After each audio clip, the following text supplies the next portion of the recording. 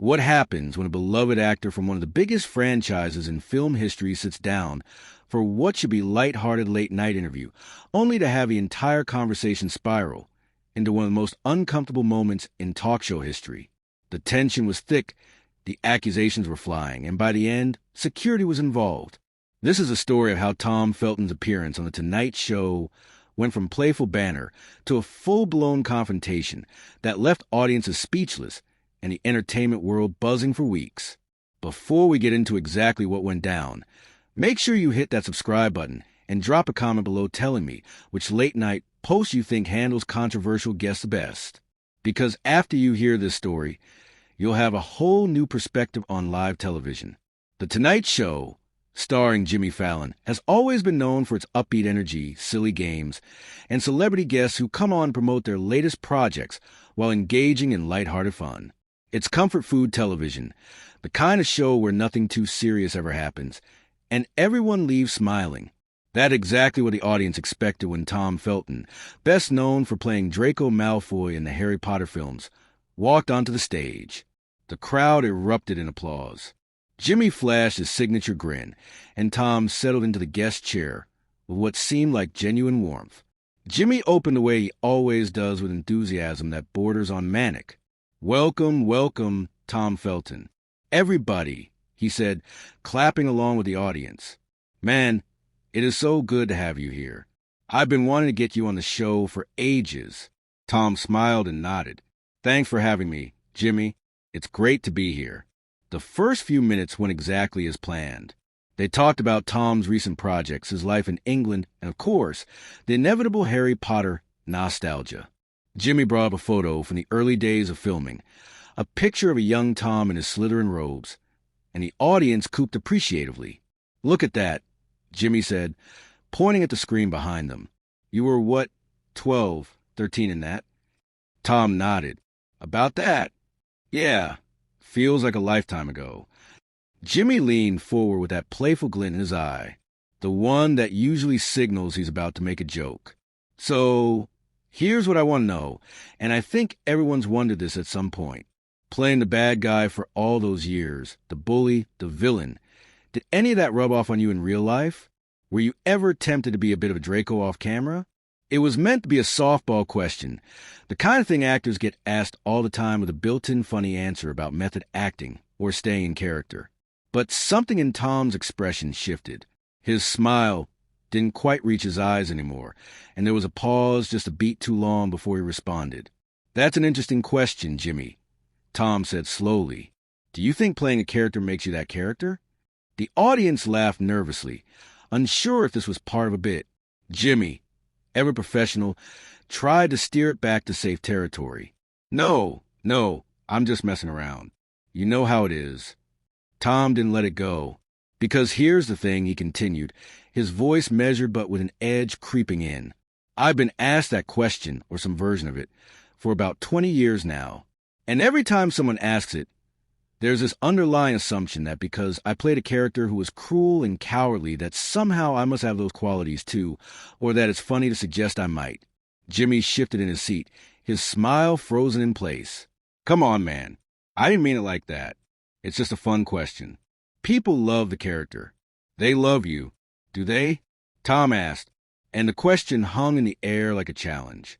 "Or do they love the idea of me as Draco? Because I've spent 2 decades trying to build a career beyond that role. And it feels like no matter what I do, people only want to talk about the worst part of a character I played when I was a kid." The audience was dead silent now. This wasn't banter anymore. Jimmy tried to laugh it off, doing that thing he does where he slaps the desk lightly and looks to the audience for support. Okay, I hear you. But you have to admit, Draco is iconic. That's not a bad thing. It's a testament to how good you were." Tom leaned back in his chair, crossing his arms. "Is it? Or is it just easier for people to put me in a box and leave me there? You know what's interesting, Jimmy? I looked back at some of your old interviews before I came on tonight. You had plenty of actors on this show who played villains. I didn't see you asking them if they were tempted to be evil in real life. So why me?" Jimmy's smile finally faltered. He glanced at his cards, clearly trying to figure out how to salvage this. I think you're reading way too much into a simple question, Tom. We're just having fun here. Are we? Tom shot back. Because it doesn't feel like fun to me. It feels like the same tired narrative that I've been fighting against in my entire adult life. You bring me on your show, you show a picture of me as a child, and then you essentially ask me if I'm a bully. How is that fun? The producers in the control room were likely scrambling at this point. This was live television, and what was supposed to be a fluffy interview segment was turning into something far more confrontational. Jimmy, to his credit, tried to de-escalate. Look, if I offended you, I apologize. That genuinely wasn't my intention. Let's move on. Let's talk about your new project. What have you been working on lately? Tom stared at him for a moment, as if deciding whether to accept the olive branch. Then he said, "You don't get it, do you? This is exactly the problem. You apologize. You try to move on, but you don't actually want to hear what I'm saying. You just want to play along, smile for the camera, and pretend like everything's fine." Jimmy's expression hardened slightly. "What do you want to say, Tom? You came on my show. I asked you a question, and now you're acting like I personally attacked you. I'm trying to have a conversation here." "A conversation," Tom repeated, his voice rising slightly. "This isn't a conversation, Jimmy. This is you asking me scripted questions so I can give you scripted answers, and we can all pretend like we're having a real moment. But the second I say something honest, something that doesn't fit your format, you get uncomfortable." The audience was beyond uncomfortable.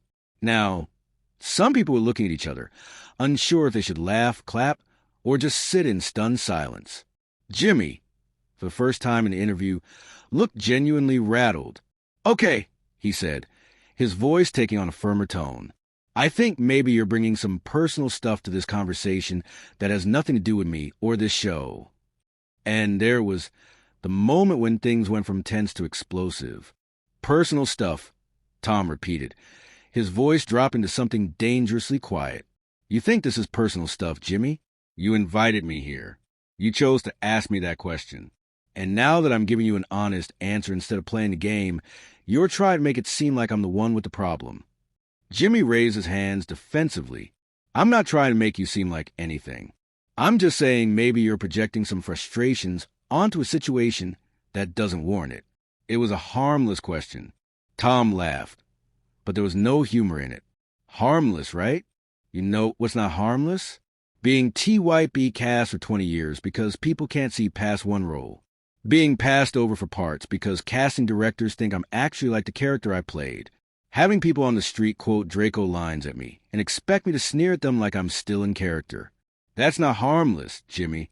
That's my career, my life. And when you sit there and make cute little jokes about whether I'm a bully in real life, you're feeding into exactly that narrative."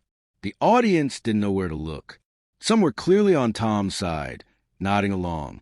Others looked uncomfortable, like they'd accidentally walked into a private argument. Jimmy's band leader, Queslow, sat frozen behind his drums, watching the scene unfold. Jimmy took a breath, trying to regain control. "Okay, I hear you. But Tom, with all due respect, you signed up to be on a late-night talk show. This is what we do. We joke around. We have fun. We don't typically get into deep existential conversations about TYP casting and career frustrations. If you wanted a serious interview, maybe this wasn't the right venue." Tom's eyes narrowed. "So, what you're saying is I should have known my place. I should have come here, laughed at your jokes, told a funny anecdote about filming, and left. Is that it?" "That's not what I'm saying at all," Jimmy replied, his own frustration starting to show. "What I'm saying is that you're making this into something it's not. I asked you a lighthearted question, the kind of question I ask every guest, and you turned it into an attack on your entire career. That's on you, not me." The audience gasped. It was subtle, but it was there. Jimmy had just put the blame squarely back on Tom, and everyone felt it. Tom leaned forward in his chair, his elbows on his knees. "You really don't see it, do you? You think because you smile and you're friendly and you make people laugh, that means you can't be part of the problem. But you are, Jimmy. Every time you reduce someone to a single role, every time you ask a question that implies they're only valuable because of one thing they did years ago, you're part of the problem. Jimmy's jaw tightened. I have hundreds of guests on this show every year. Tom, actors, musicians, athletes, politicians. And somehow you're the only one who's ever had a problem with the way I conduct an interview. Maybe that should tell you something. Maybe it should tell you something that I'm the only one brave enough to say it to your face, Tom countered. How many of your guests just sit there and play along because they don't want to rock the boat? Because they know if they push back, they'll be labeled as difficult or ungrateful. I'm not playing that game anymore. So, what do you want from me? Jimmy asked, his voice rising. You want me to apologize again? You want me to admit that I'm some terrible person because I asked you about Harry Potter? What exactly is the end game here? The end game, Tom said slowly, is for you to understand that your words have consequences. You have millions of people watching this show. When you frame me in a certain way, when you make certain jokes, it affects how people see me. It affects my career. It affects my life. And the fact that you can't acknowledge that is really disappointing. Jimmy stood up from his desk. This was unprecedented. Hosts don't stand during interviews unless it's for a performance or a game. But there he was standing, his hands on his hips. Okay, you know what? I think we're done here. I tried to be respectful. I tried to apologize. I tried to move the conversation forward, and you just keep pushing. So, I think it's best if we end this now. Tom didn't move. You're kicking me off your show because I told you the truth, because I didn't play along with your script. I'm not kicking you off, Jimmy said, though his tone suggested otherwise. I'm saying this interview has run its course. We clearly aren't going to see eye to eye, and I don't think it's productive to keep going in circles. Tom stood up as well, facing Jimmy across the desk. This is exactly what I'm talking about. The moment things get real, the moment someone challenges you, you shut it down. You can't handle an actual conversation because your whole show is built on superficiality. Jimmy's face flushed. My show is built on entertaining people, on making them laugh, on giving them a break from all the heaviness in the world. Not everything has to be a confrontation. Tom. Maybe it should be, Tom said. Maybe people are tired of fake smiles and fake laughs and fake conversations. Maybe they want something real for once. Well, if they want real, they can watch the news. Jimmy shot back. This is a comedy show. It's supposed to be light. It's supposed to be fun. You came on here with an agenda, and that's fine. But don't expect me to just sit here and let you turn my show into your personal therapy session. The audience was completely silent now, caught between shock and fascination. This was the kind of television people would talk about for years. The kind of moment that gets replayed and analyzed and debated. Tom's personal therapy session. He said, quietly, that's how you see this. Me trying to have an honest conversation with you is therapy. Jimmy looked away, shaking his head. I don't know what you want me to say. Tom stared at him for a long moment. I wanted you to listen. That's all. I wanted you to actually hear what I was saying instead of just waiting for your turn to talk. But clearly that's too much to ask. Jimmy turned back to face him. You know what, Tom? I did listen. I heard everything you said, and I think you're angry about your career, about the roles you haven't gotten, about being associated with a character you played as a kid, and that's valid. Those are real frustrations. But taking them out on me, on this show, on this audience, that's not fair. We're not the enemy here. Tom laughed again. That same humorless sound. You're not the enemy. You're just the system. You're just the machine that keeps everything exactly the way it is. And God forbid anyone tries to jam the gears. If you hate the system so much, why did you agree to come on the show? Jimmy asked, why didn't you just turn down the invitation? Because I thought maybe, just maybe, I could have a real conversation. Tom said, I thought maybe I could talk about my work, my craft, the things I care about without it all being filtered through the lens of one role I played 2 decades ago. But I was wrong. This is all you people know how to do. Reduce, simplify, package everything into neat little sound bites. Jimmy picked up his cue cards from the desk and set them down again, a nervous gesture. You people, he repeated. Meaning what exactly? Talk show hosts, the media, everyone who isn't you. Tom crossed his arms. Meaning everyone who benefits from keeping actors in their assigned boxes. You get your easy jokes, your viral clips, your ratings, and we're supposed to just smile and be grateful for the exposure. Jimmy's voice took on an edge of sarcasm. Oh, I see. So, you're the victim here. You, the guy who became famous and wealthy from one of the most successful film franchises in history. You're the one who's suffering. And there it was, the wealth card, the success card. The implication that having money and fame means you forfeit the right to complain about anything. Tom's expression went cold. I never said I was suffering, Jimmy. I said I was frustrated. There's a difference. But of course you'd go there. You'd try to make it seem like I'm being ungrateful or entitled because I dare to have feelings about my career. Jimmy threw up his hands. I'm not making you seem like anything. You're doing that all on your own. You came on my show. You picked a fight over a simple question. And now you're standing here acting like I'm the bad guy. How is that fair? Tom took a step closer to the desk. You really want to know what's not fair? What's not fair is that I spent years working on my craft, taking roles in independent films, doing theater, try and prove that I'm more than just Draco Malfoy. And every single time I do an interview, every single time I try to promote my work, it all comes back to Harry Potter. It all comes back to that one character. And people like you, Jimmy, people with platforms and audiences, you have the power to change that narrative. But you don't because it's easier to lean on what people already know. Jimmy was visibly frustrated now, his usual affable demeanor completely gone. I don't have the power to change your career, Tom. That's on you. That's on the roles you choose, the performances you give, the way you present yourself. You can't blame me or this show or anyone else for the fact that people remember you as Draco. That's just the reality of being in a massive franchise.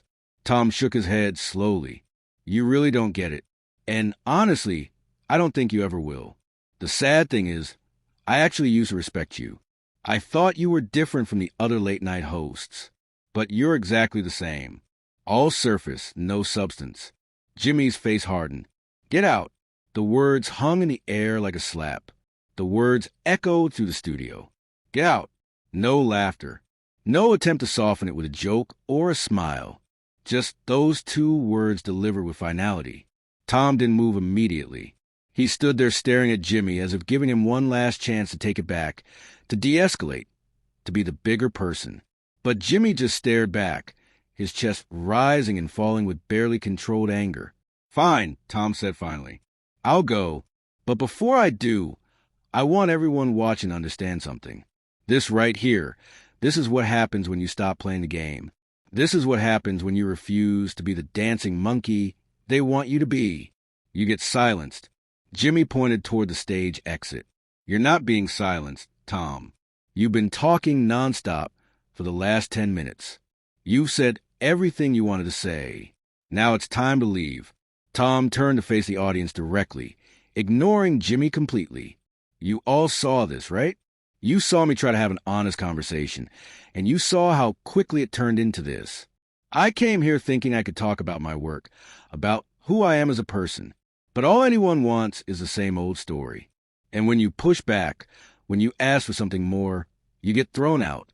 A few people in the audience clapped hesitantly, unsure if they were allowed to.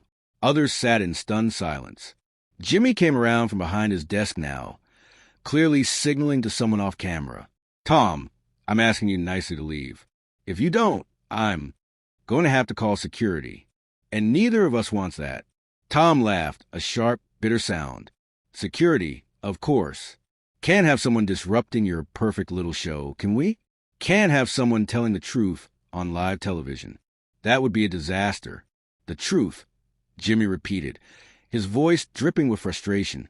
You keep talking about the truth like you're the only one who has access to it. Like everyone else is just lying or playing pretend. But you know what, Tom? Maybe your truth isn't the only truth. Maybe other people have different experiences, different perspectives, and maybe your inability to accept that is the real problem here. Tom stepped closer, and for a moment, it looked like the situation might turn physical. The audience gasped collectively, but Tom just stood there, his face inches from Jimmy's, his voice low and controlled. My inability to accept different perspectives. That's rich coming from someone who just told me to get out because I disagreed with him. You talk about different experiences, different perspectives, but the moment mine doesn't align with yours, you shut me down. You're a hypocrite, Jimmy, and the worst part is you don't even realize it. Jimmy didn't back away, holding his ground. I told you to leave because you've turned this interview into a hostile situation. You've made accusations. You've insulted me. You've insulted my show. And you made everyone in the studio uncomfortable. That's not a conversation, Tom. That's an attack. An attack, Tom said slowly as if tasting the word. I'm attacking you by telling you how your questions make me feel. I'm attacking you by asking for a different kind of interview. I'm attacking you by expecting more from someone with your platform. If that's an attack, Jimmy, then maybe you need thicker skin. Jimmy's face went red. Don't talk to me about thick skin. I've been doing this job for years. I've dealt with difficult guests, awkward moments, controversial topics. But I've never had someone come on my show and act like I personally ruined their career because I asked them about their most famous role. You still don't get it, Tom said, shaking his head. This isn't about one question. This is about a pattern. This is about an entire industry that reduces people to their most marketable parts and then acts surprised when those people have something to say about it. You're not the villain here, Jimmy. You're just a cog in a machine, but you could be more than that. You have the platform to be more than that. You just choose not to. Jimmy took a step back, his expression somewhere between anger and exhaustion. I choose to run a show that makes people happy. That's my choice, and I'm not going to apologize for it. Making people happy by keeping everything surface level. Tom said, by never challenging your audience, by never asking hard questions, by never letting anything get too real. That's not making people happy, Jimmy. That's keeping them numb. Jimmy turned away, waving his hand dismissively. We're done here, security. As if on cue, 2 security guards appeared from the wings, moving quickly but carefully toward the stage. The audience watched in horror and fascination as this surreal scene continued to unfold. Tom held up his hands in mock surrender. There it is, the ultimate solution to an uncomfortable conversation. Just remove the problem, sir. We need you to come with us, one of the security guards said, his tone professional but firm. Tom looked at the guards, then back at Jimmy, then out at the audience one more time. I'll go, he said, but I want all of you to remember this. I want you to remember that I tried to have a real conversation, to talk about real things, and this is what happened. This is how the system protects itself. The guards moved closer, clearly ready to physically escort him if necessary. Tom turned and started walking toward the exit, the guards flanking him on either side. Jimmy stood in the middle of the stage, looking shaken. As Tom reached the edge of the stage, he stopped and turned back one last time. You know what the saddest part of all this is, Jimmy? I actually believed you were one of the good ones. I thought maybe you'd understand, but you're just like all the rest, trapped in your own bubble, unwilling to see anything beyond it. And that's why nothing ever changes. That's why we keep having the same conversations, the same problems, the same disappointments, because people like you refuse to evolve. Jimmy finally responded, his voice tired but defiant. And people like you refuse to take responsibility for your own choices. You want to blame me? Blame the system. Blame the industry. But at the end of the day, you're the one standing here, making a scene, burning bridges. That's on you, Tom. Nobody else. Tom smiled, but it was a sad smile tinged with resignation. You're right about one thing. This is on me. I chose to speak up. I chose to stop playing the game, and I'll deal with whatever consequences come from that. But at least I'll be able to look at myself in the mirror. Can you say the same? Before Jimmy could respond, Tom turned and walked off the stage, the security guards following close behind. The studio was silent for a moment, the kind of silence that feels heavy and oppressive. Then slowly some people began to clap. It started small, just a few scattered individuals, but it grew. Not a standing ovation, not overwhelming support, but enough to show that Tom's words had resonated with at least some portion of the audience. Others sat with their arms crossed, clearly on Jimmy's side, clearly uncomfortable with what they just witnessed. Jimmy walked back to his desk, running a hand through his hair. He looked at the camera, that ever-present camera that had captured every moment of this disaster, and tried to smile. It came out wrong, forced, and uncomfortable. Well, he said, his voice not quite steady. That was unexpected. Let's take a quick break, and when we come back, we'll have some music for you. The band started playing the signal for a commercial break, but the damage was done. The cameras kept rolling for a few extra seconds, catching Jimmy's face as he slumped into his chair, the facade finally cracking backstage. Though the audience couldn't see it, the aftermath was immediate and chaotic.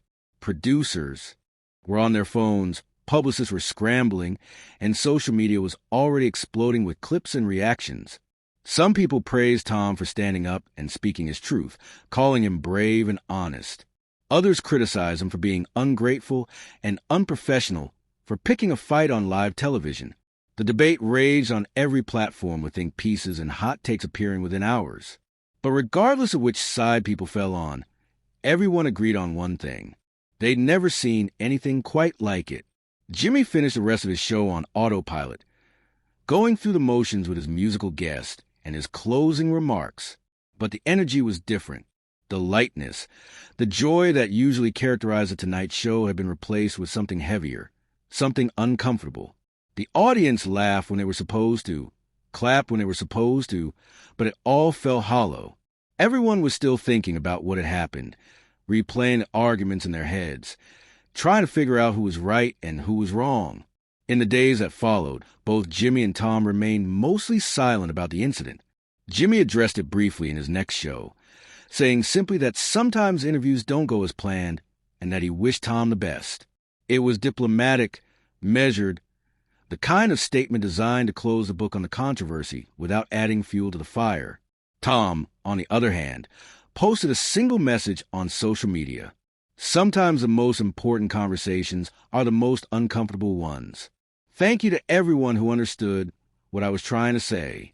Neither man backed down. Neither man apologized beyond Jimmy's initial attempt during the interview itself. The entertainment industry had a field day with it. Other actors weighed in, some supporting Tom's frustration with TYP casting and the superficiality of promotional interviews, others defending Jimmy and the format of late-night television. Talk show hosts across the board found themselves having to address the incident to explain their own approach to interviews to justify why their shows were or weren't like Jimmy's. It became a referendum on celebrity culture, on the relationship between stars and the media, on what audiences actually want from their entertainment. But beyond all the analysis and all the debate, what stuck with people was the raw emotion of it. The moment when two people stopped performing and started actually talking, even if that talking devolved into argument. In a world of carefully curated images and scripted interactions, there was something almost refreshing about seeing genuine conflict play out in real time. It was messy and uncomfortable and probably not great for anyone's career. But it was real, and in the end, maybe that's what Tom had been asking for all along. Not agreement, not validation, just authenticity. The question that lingered, the question that people kept coming back to, was whether anything would actually change because of this confrontation. Would casting directors see Tom differently? Would talk show hosts approach their interviews with more depth? Would audiences demand something more substantial from their entertainment? Or would this just be another viral moment talked about intensely for a week or two before being forgotten, replaced by the next controversy, the next scandal, the next piece of drama? Only time would tell, but for now, the clip of Tom Felton being escorted off The Tonight Show remained one of the most watched, most discussed, most dissected pieces of television in recent memory. So, what do you think? Was Tom right to call out the system, even if it cost him the interview? Or did Jimmy have a point about Tom bringing personal frustrations to the wrong venue? Drop a comment below and let me know your thoughts. And if you haven't already, make sure you hit that subscribe button for more stories like this. Thanks for watching.